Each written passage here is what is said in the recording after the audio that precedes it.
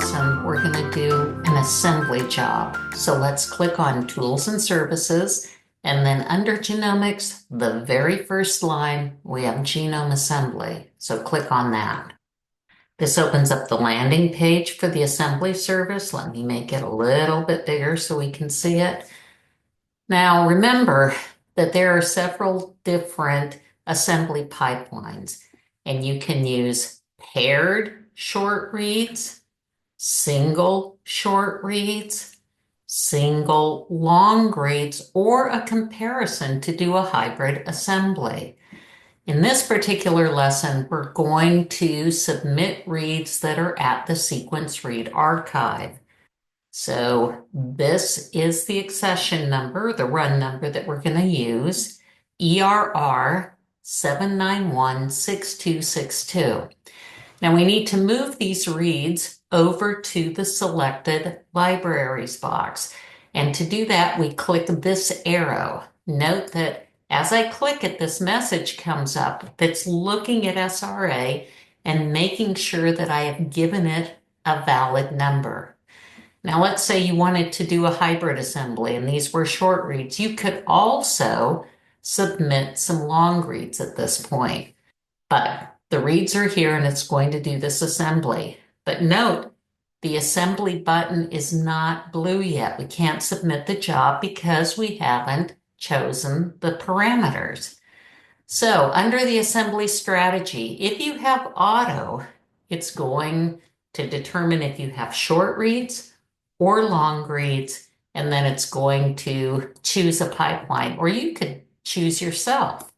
So if you click on the down arrow, it shows you all the possibilities. Unicycler and spades are for short reads, but so is metaspades and plasmid spades, and also MDA or single cell. The long reads assemblers are canoe and fly, although unicycler will accept a long read as a source of mapping the scaffolds that it's already generated to that. So in this particular exercise, we're going to try two different ways of doing the assembly. First, we're going to use unicycler. So I click on that. And then I need an output folder. So I'm going to create one for it. And I'm going to click on the folder icon, which is going to take me to all my files. I want to put it here in this particular folder, and I want to create a new folder for this job. So up here, I could create a folder. I could also upload files if I clicked here, but I want to create a new folder. So I click on that. It wants me to name my folder. So I'm putting that in the text box, and then I say create folder, and there it is.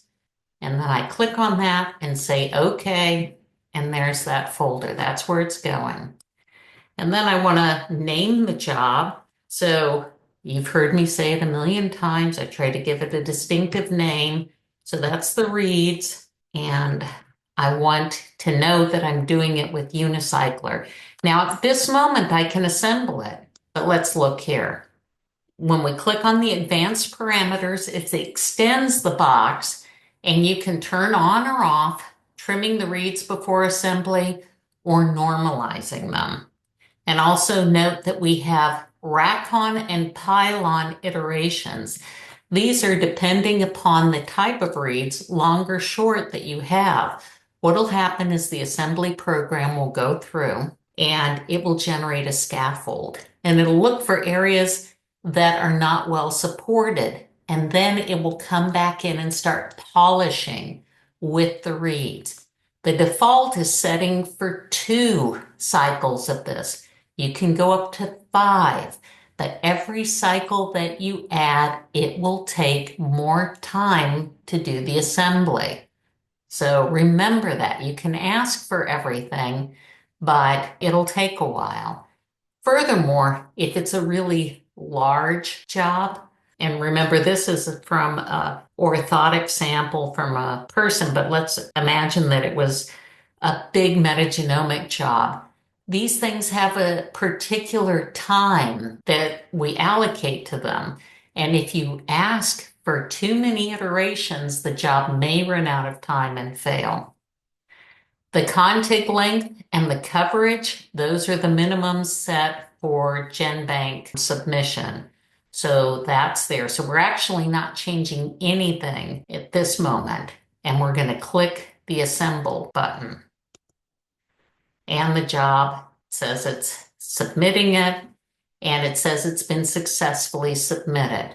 You shouldn't leave this page until you get this message that it's been successfully submitted. Now, I quickly want to show you a way that you can submit another job very quickly. I'm going to close this so we can see the button. You see it's white here.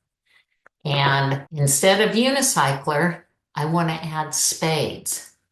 So let's click on that. So we have now a different assembly pipeline, so we can do the comparison. And we're going to leave everything the same, except of course the name has to change. So I'm going to call it the run number and spades and click the assemble button. And now there are 2 assembly jobs that are running. It'll probably take hours to do this. So when we come back, we're going to look at how those jobs look. I'll see you then. Bye.